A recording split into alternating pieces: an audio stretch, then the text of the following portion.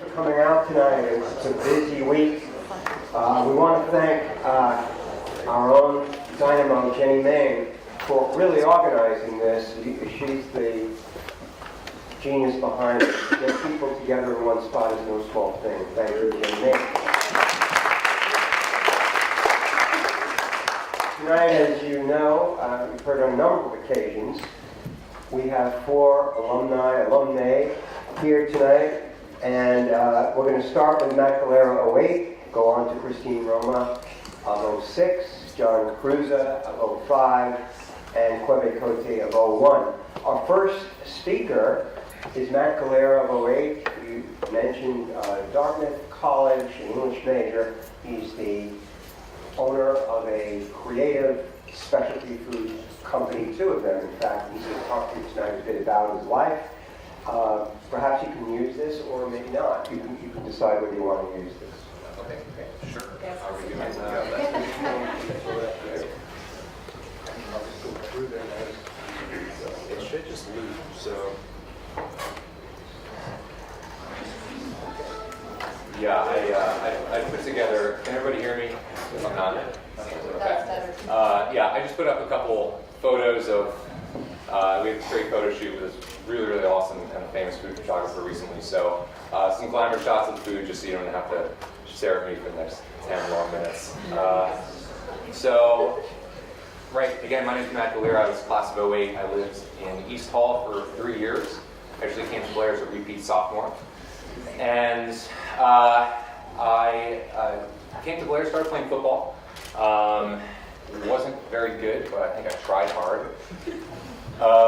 And went on to join the rowing team. Dale Curley was the crew coach at the time. And he saw me walking across campus and he was like, hey, you're rowing. You don't know it yet, but that's what you're going to do. And so went to Tennessee on a training trip that year, never having rowed before. And you know, I found rowing to be kind of one of those sports that really rewards hard work, sort of blind effort more than other activities. So this is all fresh mozzarella, by the way, if anyone's like wondering what the heck is that. So, didn't expect that. Yeah, so just so you know what's happening here, I started a company this past spring called Big Mott's. We make fresh mozzarella at this big outdoor food market in Brooklyn called Smartersburg. And then it's kind of evolved into a catering company, and we do private events and stuff like that. So when I was at Blair, I continued on the rowing team. I also was into instrumental music. When I was here, I played the saxophone. I was in the jazz band and the pit orchestra for a year. Following Blair, I went to Dartmouth College. I was recruited for rowing, so I had a choice of a couple of good schools.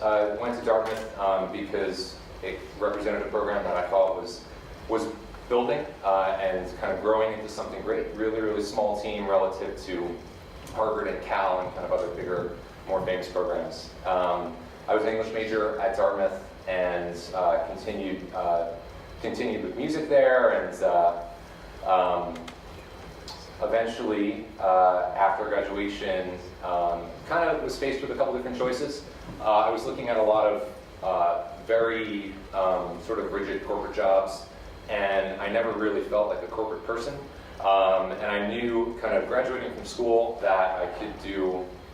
It's a really good time to do something new and something fun and interesting, and kind of get new experiences in a really low-risk environment. You graduate from school, maybe you have some school loans and stuff, but like you don't have kids or like family or anything crazy like that.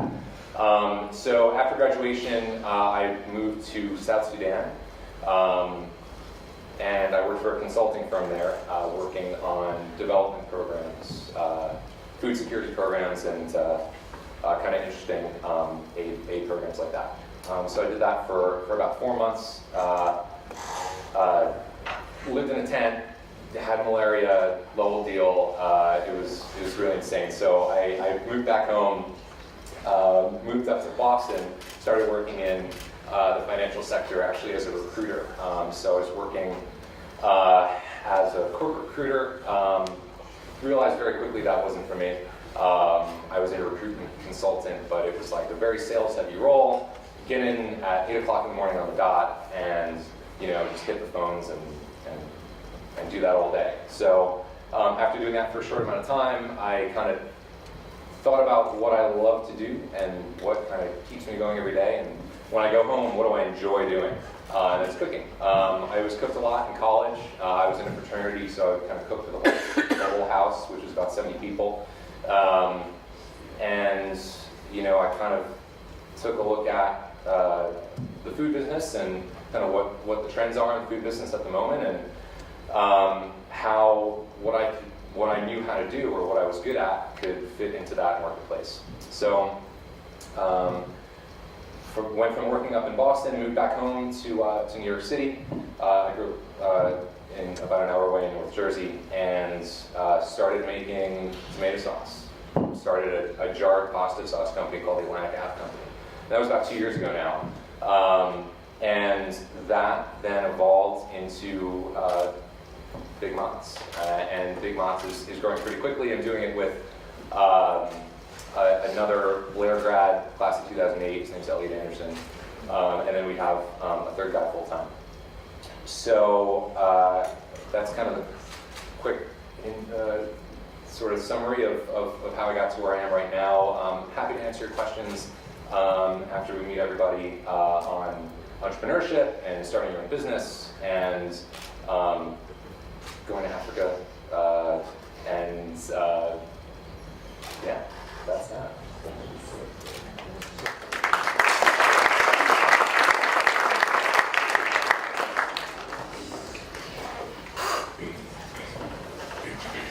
I'm pretty loud, so I'm not going to bother with this.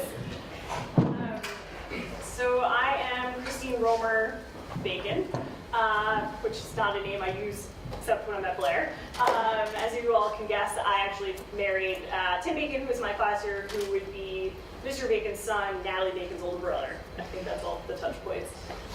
But so about me, I came to Blair as a freshman. I was a boarder for all 4 years. I wasn't great at any sports, but I played a lot of them. Field hockey, skiing, and golf.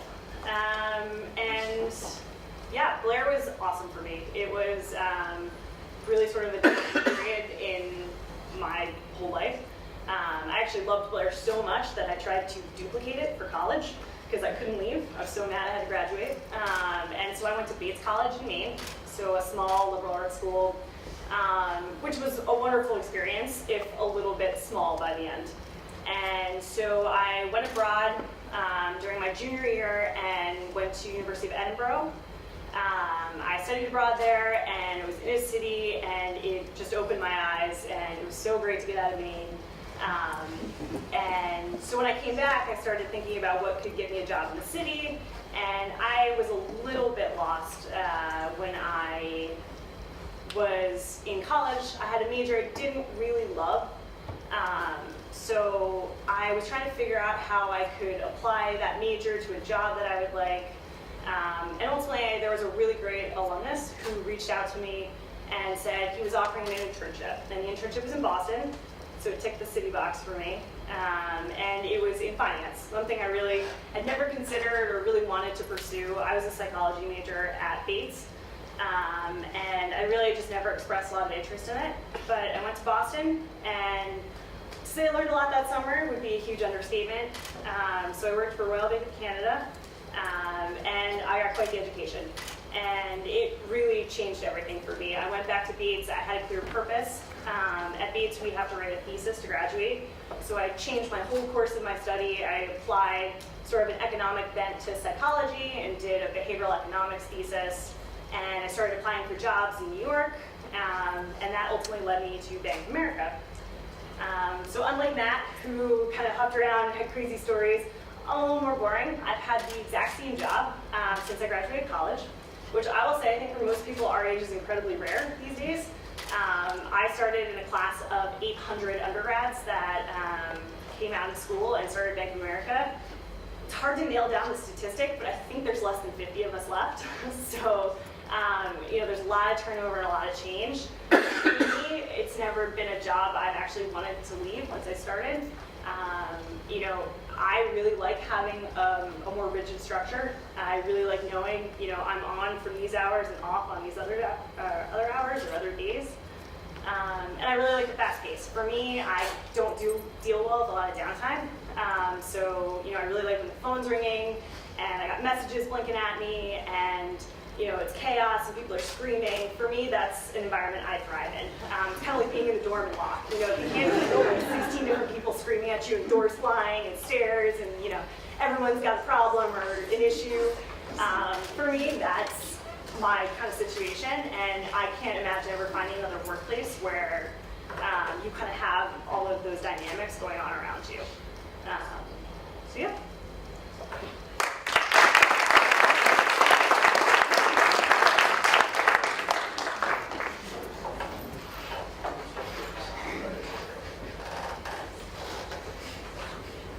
All right, while he's pulling that up, I'll start by introducing myself. So as I said at dinner, my name is Jonathan Crusoe. I was class of 2005 here at Blair Academy. I was one of the last men of South. So South used to be a boys' dorm.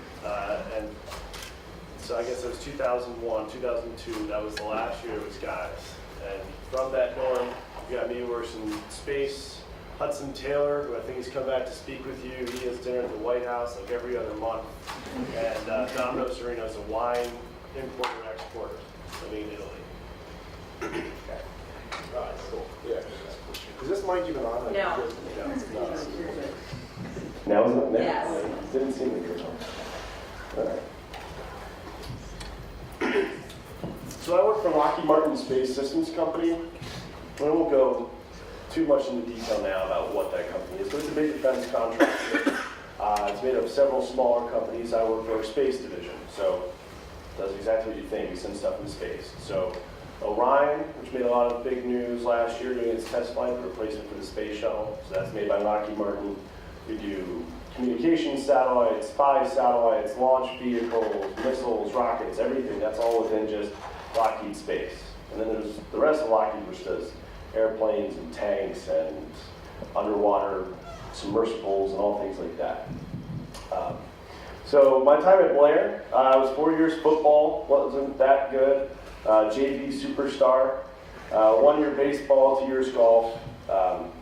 Actually did 4 years in the Winter Musical. And that was just kind of a lucky thing. I'd always played basketball growing up. I broke my ankle really badly playing football my freshman fall, and that was why Mr. Mantegna never got to see my fadeaway three. I took AP Physics, but I also took AP Music Theory. You know, when I was here, probably similar to a lot of you, you're into a lot of different things, and you don't know really which way you plan on going with it. I loved them both, did well, but you know, physics was the one that really clicked for me, and decided to kind of start going that with a career. I was one of the last men of South, like I said, and I was going on the Naval Academy. I mean, I was here, and that's what I wanted to do, and I was going to do it. I got the congressman appointment and all that, and I couldn't get a waiver for my asthma. And so they're like, that was it. So, change of plans. So lucky enough, I was able to get into Penn, where I studied mechanical engineering, and I was a math minor. But similar to my time at Blair, when I was at Penn, I was in an all-male musical comedy troupe. So we would write these shows, dress in drag, get real crazy. I promise it's like funny drag, not weird drag, because there's a fine line. I made a hideous woman, so I rarely was cast as one. But again, it was just like trying to keep balance in my life. You know, not just engineering, but also doing something else. So this is a slide I made for work at one point, but I got a master's at USC in aerospace engineering, and really the takeaways here is I'd almost always rather be playing golf. That's my thing. So when I left school, this was my career path. This was what I thought it was going to be, all right? I'm going to study mechanical engineering. I'm going to become a mechanical engineer. It's pretty easy, right?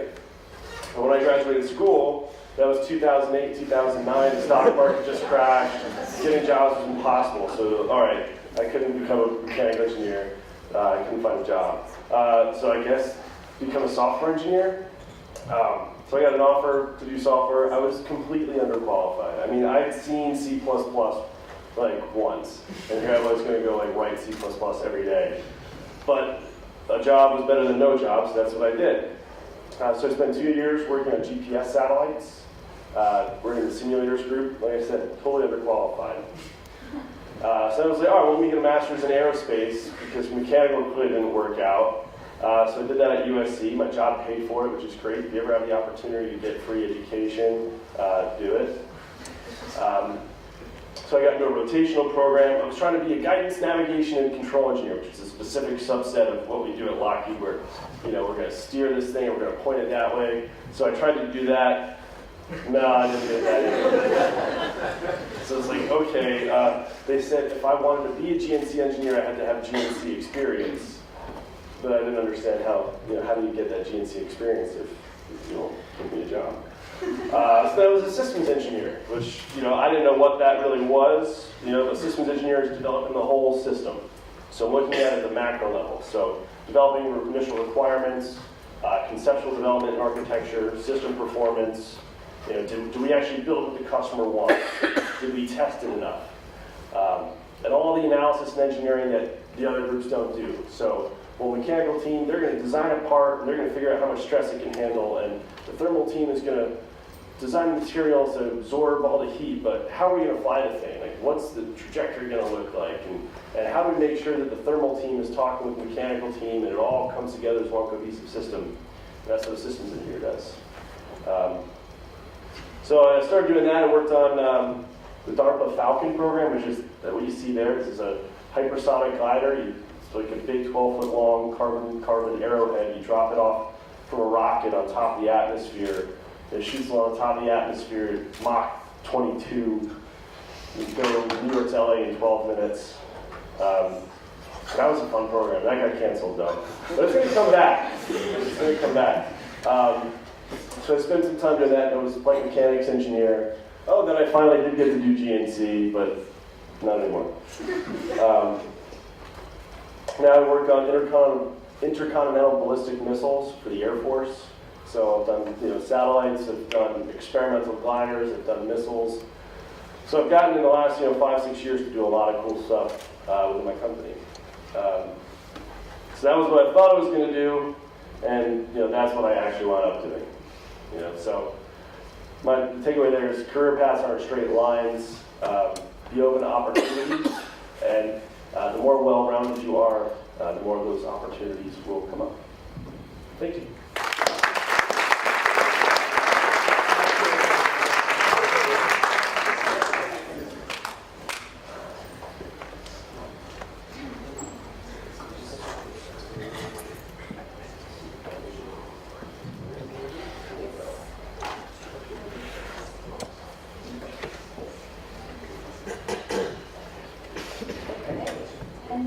Hello everyone, my name is Clay. Most of you were at dinner tonight. I am a creative entrepreneur. First I want to thank Mr. Miller and Jenny for inviting me here today. It's such an honor to be here speaking to a student body that I was a part of 15 years ago. It's completely surreal. Okay, so I'm gonna get started. I'm a creative entrepreneur, and what that means is most of my projects are in film and entertainment.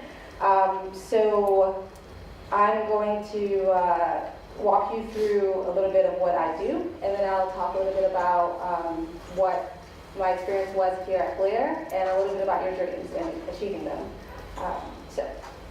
Creative entrepreneur. The 4 things that I do right now in my life is I'm a founder and CEO of the Bushwick Film Festival, which is an independent film festival in Brooklyn, New York. I'm a filmmaker, a talk show host, and an executive director of an art fund called Space, which gives art funds or gives funds to artists and community organizations that are interested in putting on creative projects. So my first and primary focus is the Bushwick Film Festival. It's a brand that I started when I was 23, and I was just moved to Brooklyn after I graduated NYU. I studied media culture and communications.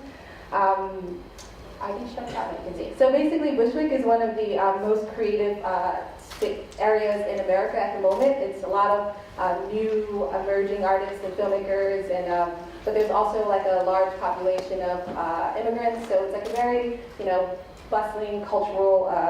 Thank you. That's awesome. Okay, so yeah, this is sort of, Bushwick is like this, basically. Very creative, lots of awesome people. We have a lot of programs. And this is the film festival. The festival, as I said, is an indie film festival that goes over the course of 4 days in Bushwick, and we screen films from all over the world. This year we had films submitted from like 23 different countries, and we represented about 13 countries. Most of our films are from New York City, about 50% of them, but a lot of them are international, so we have an international aspect. These are some some pictures. The festival is attended by, major players from CNN, New York Times, Forbes. We get coverage by Fox News. These are some photos of opening night. I really support female filmmakers and women of color, especially since it's especially since it's it's in the entertainment industry. It's not that much cultural diversity. So I make it a point doing that. These are some more photos of the festival. Red carpet, fashion, and yeah, these are some crowd audiences. It was a pretty successful event. We are in our 8th year this year, and we just keep growing, and it's great. Another thing that I do is I am the producer and host of a talk show in New York City called Indie Cinema New York.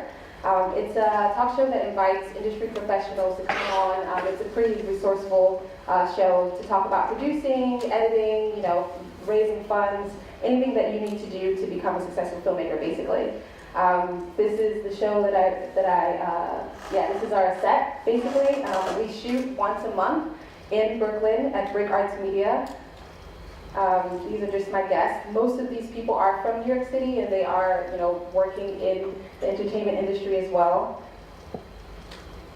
And another thing that I do, as I said, is I am the executive director of an art fund called Space. And this art fund gives up to $10,000 to artists and filmmakers interested in creating projects in North Brooklyn communities. Finally, I'm a filmmaker. I'm currently in production for my first feature documentary called The Bushwick Diaries, which is a collection of stories of people that live in the neighborhood. And these are, some photos of the people that are in my documentary at the moment. So that is a lot. I do a lot, and I want to talk a little bit about dreams, because all the things that I do right now, I didn't dream of doing them when I was at Blair or even when I graduated college. It's something that happened, and I just discovered it as I went on and tried new things. When I went to Blair, I got to Blair, I was a scholarship student, I came from Newark, New Jersey, and it was really difficult for me to, incorporate myself into the student body, because things were really different, I was different, it just seemed like a whole new environment. It was tough, it was difficult, but it wasn't until my, junior year that I got really, I really started really engaging with the students and all the resources that you guys had, that Blair offered, which was really great, but it took a long time, and I didn't quit. And that's the one thing, like sometimes when you have like a big dream, for me it was coming to Blair, and when I actually got accepted and I was in my dream, I realized that it wasn't what I thought it would be. But although I did put in the hard work, it finally turned into like something really exciting. Finally, another dream I had, which actually didn't come true, was I wanted to be a professional basketball player. I played basketball at Blair and for 4 years, and I was doing really well. I went to NYU, I played ball there, but the basketball coach there didn't think I had what it took to be a professional basketball player. So I kind of accepted her opinion and decided to let it go. And at that time, I started, I blamed her for a lot of the reasons for letting the basketball go. But then I realized that, I made a conscious decision not to pursue it and not to be, not to put all of my passion into it. And that's something that, at some point, there's dreams that you have that come true and there's dreams that don't come true. But it's up to you at a certain point to make the decision which one you want to pursue. And for me, that wasn't the one I decided to pursue, and that was okay. But the dream that I am living right now, and I'm extremely happy about, I got there by being very resilient. I expected failures, I followed my heart, I was myself, I was patient, I believed in myself, and I was open to possibilities. And at the end of the day, you just have to do it. Like if you want to do something in your life, this is, from my experience in general, it's like you just do it. You don't make any excuses. You just, start it. And when I started my own company when I was 23 in Brooklyn, just moved there, I didn't have any experience. And it took me 8 years to build it to where it is now. And I just learned as the years went through. And finally, I guess never beat yourself up. Sometimes you're going to experience a lot of failures in your journeys in school, I imagine. But the moment that you start beating yourself up, you sort of lose a lot of time, basically. And yeah, I found, however, a lot of dreams came true in my life, a lot of dreams didn't come true, but each experience that I went through got me closer to where I am right now, to a place where I'm extremely happy and excited, and I get to hang out with stars and travel the world and see a lot of films and, recruit filmmakers to come to my community and share their stories, and it's pretty awesome. So I'm excited to talk to you guys or answer any questions you may have. Thank you.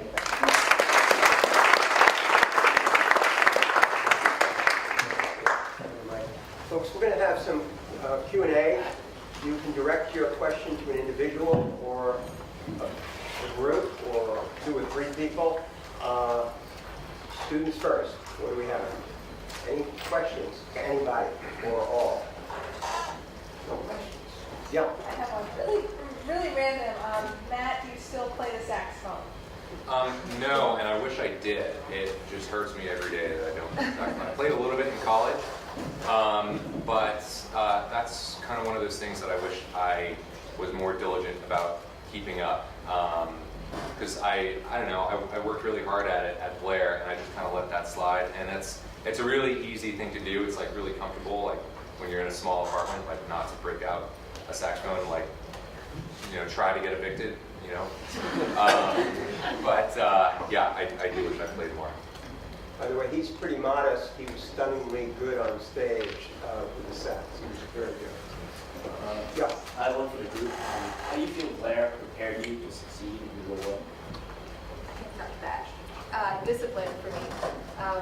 When I got to Blair, I didn't really know anything about having a planner or going to formal dinners and having 3 sports, I think freshman and sophomore year. So it really showed me how to be extremely disciplined, and that's something that I realized over the years that you really need to know how to be if you want to be successful in your career. Discipline is definitely the first thing. Getting used to staying up till 2 a.m. doing physics homework every night. But like I said in my talk, just being well-rounded, like having the opportunity to do so many different things, and also being forced to do things you're not comfortable with, and getting that kind of wide base of experiences from which you can draw upon going forward. I would say, as much as I love Blair, trust me, I did. I had a lot of challenges while I was here. For me, classes weren't the easiest. I was never great at sports. Girls and high school drama, and I didn't get into the college I wanted. It sort of felt like every year I kind of hit this roadblock and I got past it, and then something else came my way.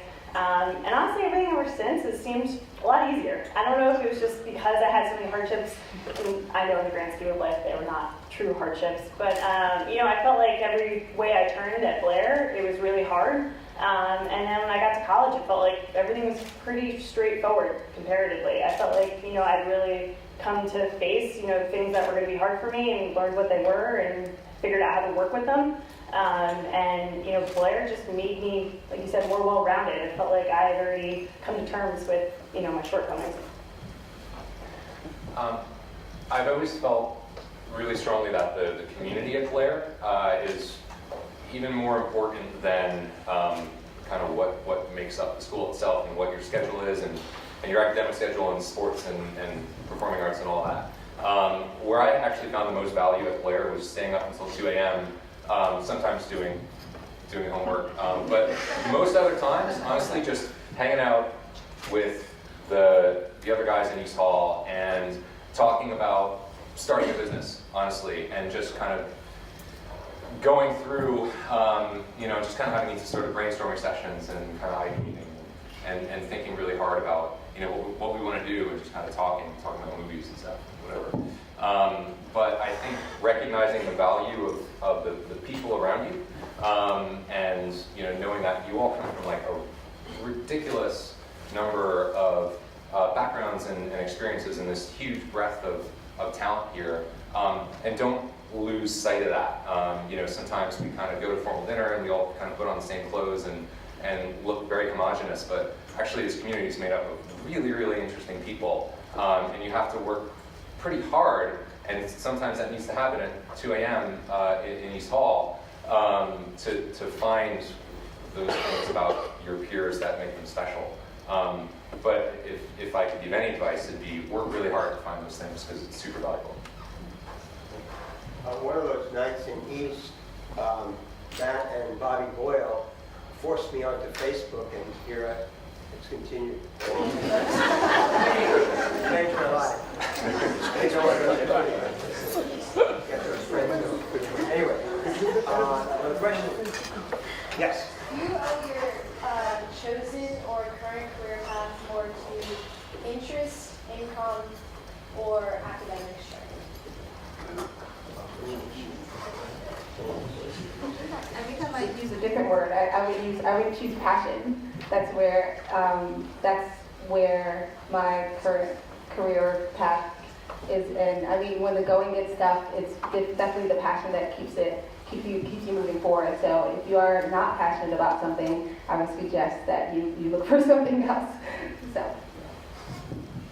Yeah, what were the three? It was income, Interest, academic strength. academic strength. I think it varies over time. It's one of those things. Like, when you first, like I fell in love with physics. I wanted to go do something with that, and so I started studying engineering, and then, well, maybe I go this way with engineering because, there's better opportunities for jobs, which, I equate that to income. So I think it varies, but definitely all three, for sure. Yeah, I mean, as the token person that works in finance, it's hard to say income is not some part of it. That's part of the cliche of my job. But beyond that, no, I mean, academic strength. I think a perfect example is, look at you, Mr. Browse. I was in college algebra when I was here. College algebra represent. All day long. So don't let high school math bring you down because hey, now I'm working equity derivatives. So go figure. It's amazing how quickly things change. And yeah, I'm constantly challenged by my job, and constantly math can be a little bit challenging for me. But it's not something I can't push through and learn. It's the combination of having to be a little nervous every time I get in Excel and making sure I know what I'm doing. And just the people, honestly. I think that's what gets lost. You pick your friends in high school, you pick your friends in college, and then you get this job, and it has nothing to do with friendships. I spend, I'm sure we all do, the majority of my time working. I spend, minimally 10 to 12 hours a day with these people. And the guys I work with, I call them the fraternity. I mean, I couldn't imagine going to work and not having them there every day. So it's challenging. You need to be able to pay your rent, and you want to have great passion. I think it's also about having passion for the people you work with. And the people I work with, I'm so thankful I met them. There was a rowing coach at Blair. I had a couple. I think this was Bowen Bosner actually who said this to us, but he said that there is such a thing as luck, but you have to put yourself in a position to be lucky. So I guess what that means is, when you see, kind of what you're looking at right now is our Facebook news feed, list of accomplishments that all these awesome things that have happened, but there's been a lot of really, really long nights at grad school and long nights at eating. Me and Mr. Fortunato shared our mutual hatred of ramen noodles because we've eaten so many, and I lived in my dad's basement while I was coming up with my company. But you have to put in that time and that effort and that work in order to then find yourself in a position where you meet that one person at a networking event who connects you via, and then your company takes off. So there are a lot of little steps, I guess, to get to a point of success or to a point of attaining one of your goals. But I think it all boils down to working really hard and working really diligently and kind of not losing sight of that when you seem to see this like, you know, highlight reel of people around you. It's taken much more work than it's easy to get across, I think, or at something like this. And it's okay to like not love your job all the time. Like I've been working at the same company for 6 years, and there's parts of it that I've loved, there's parts of it I tolerated, there's parts of it I really hated. You know, and I've worked at this company for 6 years, and kind of unlike some of the other people I know, it's like I've got like 3 or 4 good friends I've made from work. You know, the other people, they're like work acquaintances, and I like them, but I leave work and I go do other stuff, and I play golf, and I have other friends. But you know, if you're in a job and you don't absolutely love it, that doesn't mean it's not going to get better. But you try and find the things you love. My question is for John. What was it like working a job that you didn't necessarily know how to do? Terrifying. Yeah, that was the most interesting experience that I've had in my career. And it's like when you go on stage and you don't know your lines, or you know, you have that nightmare and you wake up, you know, and you have an exam that you've never studied for. You know, I got this job as a software engineer, not having like, I had some experience, like one class, one project, not enough to be like a fully qualified software engineer. But I knew it was like, all right, well, this is an opportunity. And so I used to go around to my colleagues' desks, you know, I'd ask them for help, and I'd say, oh, can I borrow that book? And then I would, you know, I'd take it home at night, and, you know, I'd start trying to code stuff up at home. And, you know, when I was doing that, my job was basically 24/7, because when I was at work, I was trying to do what I was supposed to do and learn, and then I would go home and like also try and learn. But because of that, you know, I've got a background in software that I wouldn't have had before, and I've used that in every single job I've had ever since. You know, so it was terrifying, but again, it was an opportunity for growth. You know, and that's something I've always looked for in my jobs is looking for opportunities for growth, looking for opportunities to learn. And you know, if someone's going to pay you to learn on the job, that's also great. You know, getting education wherever you can is very important. I would like to second and say I was also like completely unqualified for my job. I was a college algebra, liberal arts, psychology major out of Bates. I mean, the majority of people coming into these analyst classes at a large bank are Wharton, you know, heavy finance, have done, you know, full modeling, and you have this test you have to take to become a licensed representative. Everyone in the country has to take it if you're going to do my job, and I didn't sleep for about a month leading up to it. I was literally ill for the entire time. I studied day, night, in between. I felt like there was no way I could pass this test. I passed, and it's gotten a lot better. And the things that I thought that made me a poor candidate compared to my peers have actually in the long run made me, I would argue, you know, more longer term hire. You know, a lot of people that kind of came in, modeled, did the finance and got tired and left.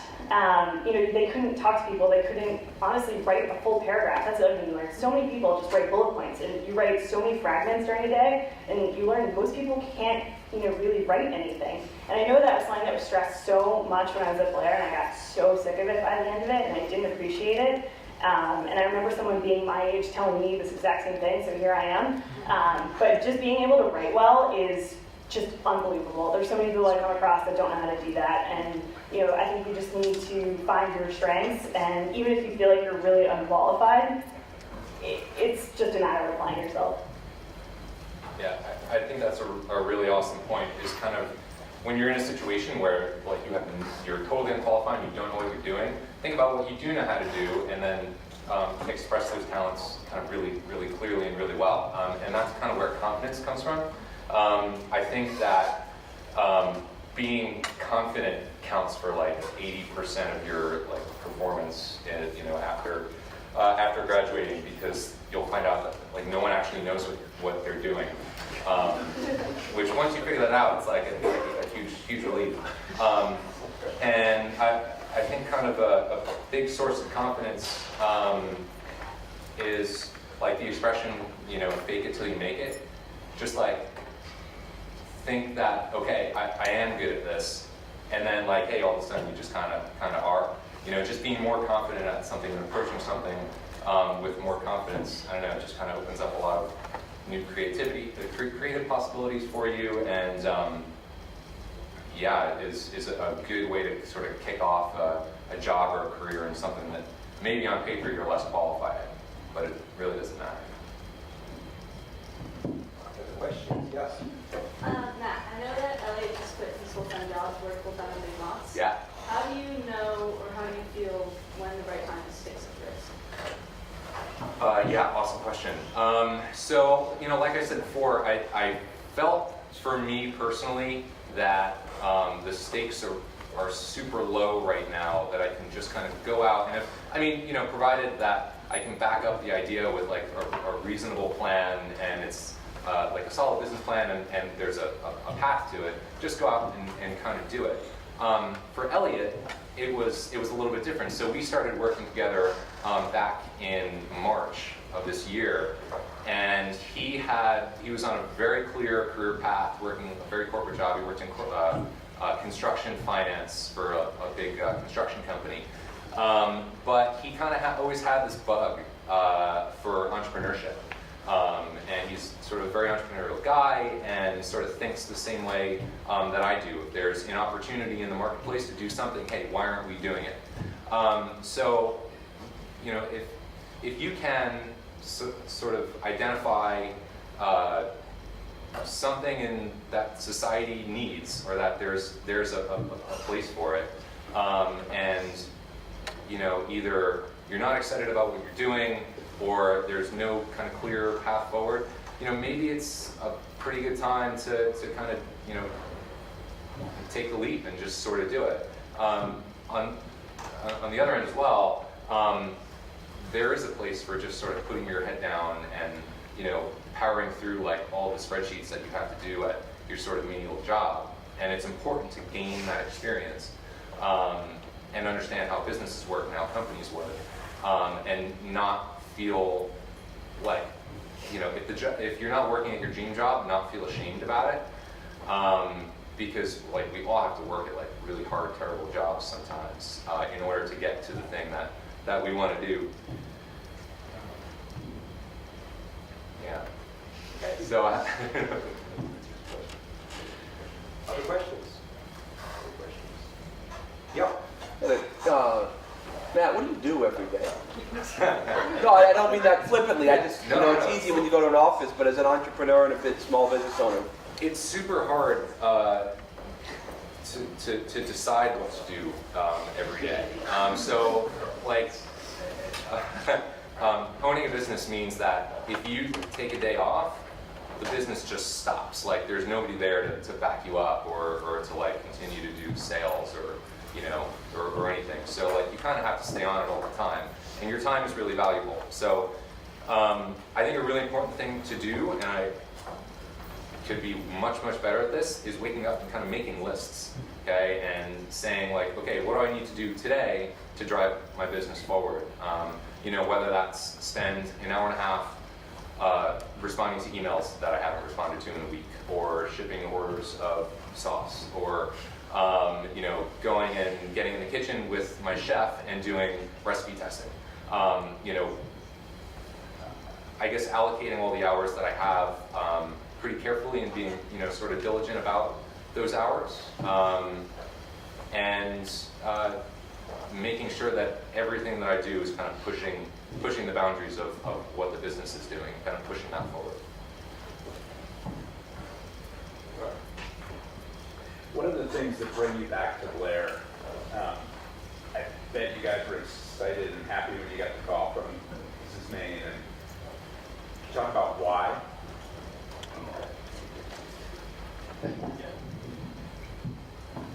The teachers. Okay, so there's a lot of things.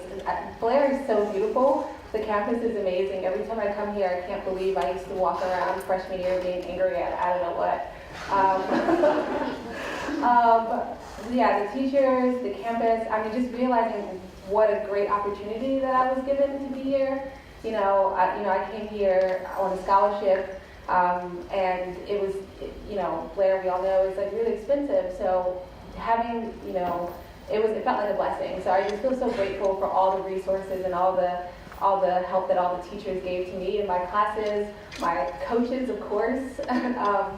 I had, 4 years of basketball or sports here. That's where I got most of my like love and care and coaching and like, a lot of the teachers watched me grow into a person that didn't really want to engage with the student body. So I decided to run cross country, which probably was a mistake because then I ended up running outside in the rain for many miles. To joining the chamber ensemble and being the choreographer band my junior senior year. So I'm just so grateful for the students, the teachers, and like the beautiful campus that we were or am now surrounded by. I come back for the food.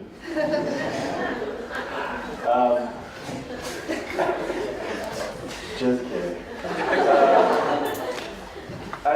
It's a similar thing. Like I feel like it was the hardest educational experience I had. I was able to get so much out of it, and being at Blair propelled me to go on all the things I wanted to do. Whether it be getting into Penn, becoming an engineer. It was the springboard for all of that. And who's to say that if I was at somewhere else, a different high school, that my career path wouldn't be the same or my just general trajectory in life. But having that opportunity to be here and to gain as much as I did, and it's nice to come back, give back, have this nostalgia, see all the cool things that they have that we didn't. All the above.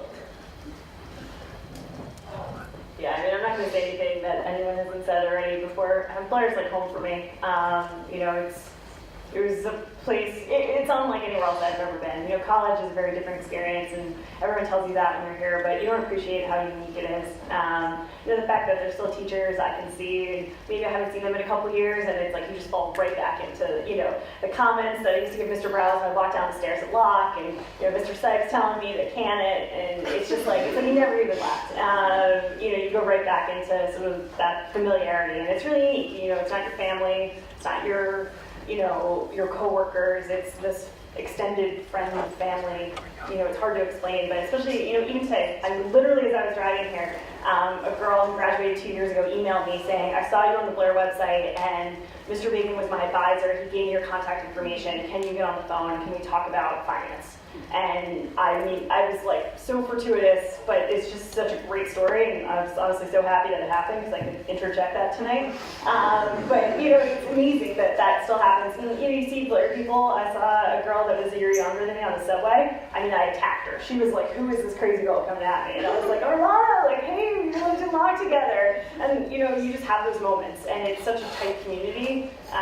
You can't fake that. Yeah, completely. The community is the biggest thing that's amazing about Blair. It's also just awesome to come back to campus and just experience, just be here. Once you move to New York City and live in an apartment that's as big as this table, it's really nice to come back to campus. And I came back this past summer because I wanted to go on. I like to. Take a road bike out. I like to go cycling. And I called in Mr. Gertzen and I was like, hey, I'm coming up to campus. And he was like, stay at my place. I'm not going to be there, but here's the key. Talk to the security guard. I'll let you in. Don't worry about it. And I'm like, if I tried to go back to Dartmouth right now, I'm going up in a couple weeks with a couple people, and everyone's freaking out about hotels, and it's so expensive, and where are we going to stay? And we don't have anybody there. But here, you have people, which is special, and it's really cool.